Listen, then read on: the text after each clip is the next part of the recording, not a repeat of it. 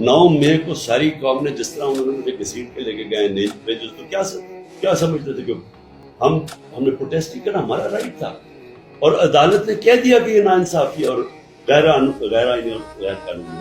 تو اس کے بعد انہوں نے پروٹیسٹ کرنا تھا جی ایچ کیو کے سامنے اور یہاں کے روڈ میں. اس میں کدھر آئین میں لکھا ہوا کہ یہ غلط ہے؟